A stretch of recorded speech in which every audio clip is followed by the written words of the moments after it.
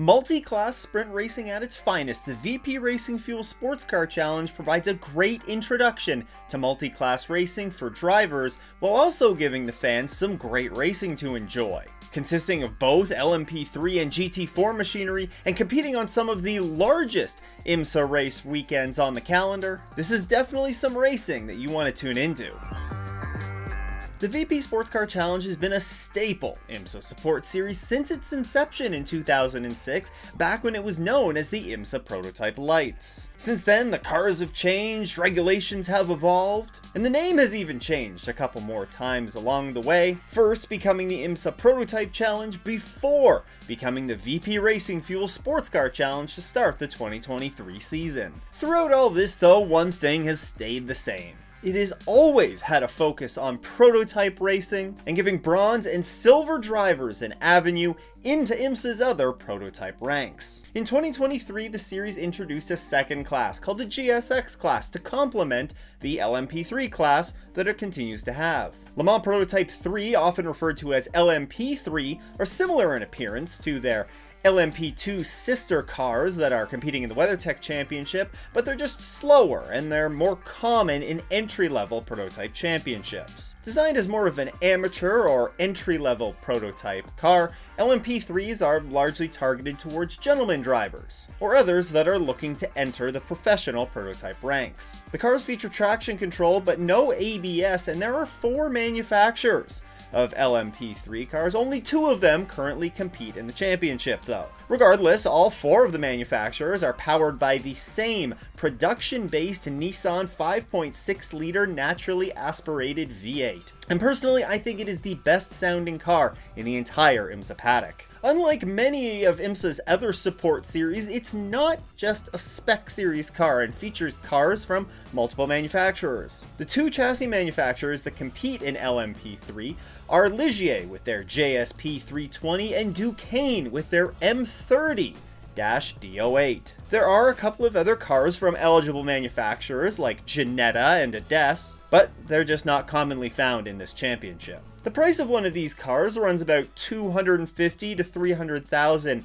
USD, but of course the cost to run a full season campaign for one of the cars is much higher than that. All drivers competing in the series must have an FIA Silver or FIA Bronze level license. A quick definition of those drivers are: silver drivers have generally won a significant non-professional series such as the VP Sportscar Challenge or an endurance race of GT3 level or higher, and the definition of a bronze driver is more vague, but it's generally defined as drivers who have not met a silver rating but are deemed to have the performance of a bronze-based driver based on their driving in a monitored series. The newer of the 2 classes to the championship is the GSX class. The GSX or Grand Sport X class consists of GT4 spec machinery, which is the same that is run in another one of Imsa's support series, the Michelin Pilot Challenge. GT4 cars look generally similar to their GT3 counterparts, but are generally heavier, have less downforce and less power than a GT3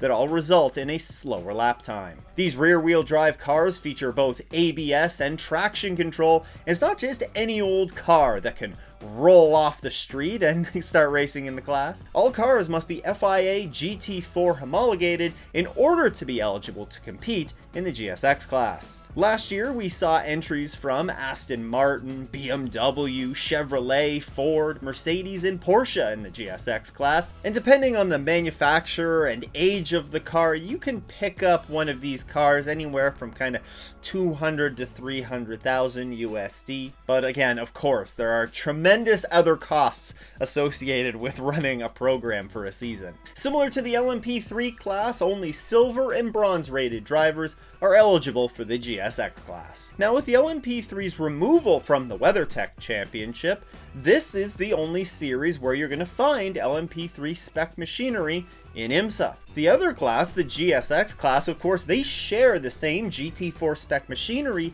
that teams can compete with in the Michelin Pilot Challenge, and the result of that is you see a tremendous number of teams competing in the Michelin Pilot Challenge, as well as the VP Racing Fuel Sports Car Challenge. This helped contribute to a big spike in the number of entrants on the grid last year, and this was also done in conjunction with a change in race format from a single endurance race to two 45-minute sprint races over the course of a weekend. Now, this 2-race weekend is usually spread out over the course of 3 days or so. The series is usually among the first cars to take to the track for a race weekend and usually consists of a couple of practice sessions on day 1. Day 2 sees a shift to a qualifying session in the morning to go along with an afternoon race. Now, it should be noted that for race 1, the grid for that race is set as a normal qualifying session is, with the fastest lap of the session being their qualifying time for race 1. However, there's no additional qualifying session for the second race of the weekend.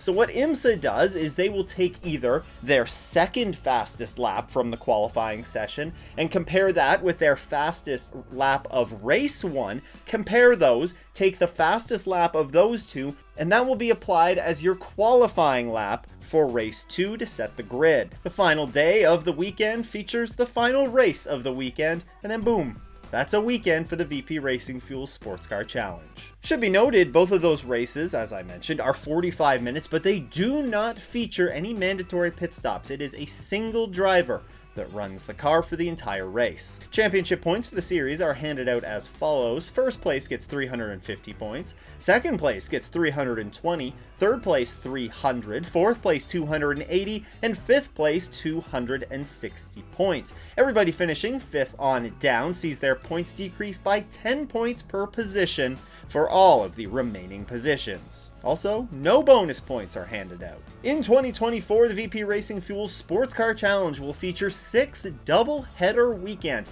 starting off January 19th to 21st, supporting Imsa at Daytona for the Roar Before the 24 race weekend. Rounds 3 and 4 will come in support of IndyCar at the Grand Prix of St. Petersburg, March 8th to 10th. Then the series heads to Mid-Ohio in support of the Michelin Pilot Challenge, June 7th to 9th. They'll then come north of the border to CTMP for rounds 7 and 8. That will take place July 12th to 14th. Rounds 9 and 10 will take them to VIR August 23rd to 25th before their season wraps up at Michelin Raceway Road Atlanta October 9th to 12th. If you're not able to make it out to the track, then you can catch all of the VP Racing Fuel Sports Car Challenge races on Imsa TV, and they'll also be uploaded after the fact to Imsa's YouTube channel, so you can watch those whenever you like. Now, as we just learned, the VP Sports Car Challenge features a tremendous number of different cars on its grid. However, there are also a number of single make support series that you'll see at the track over the course of an Imsa weekend. One of them is the Lamborghini Super Trofeo series, and you can learn all about that right here. Big shout out to all of the Patreon supporters. If you too want to support the show, you can head to patreon.com/offinthe-S's. Once again, thanks for tuning in. I hope everyone has a great race weekend and doesn't go off in the S's.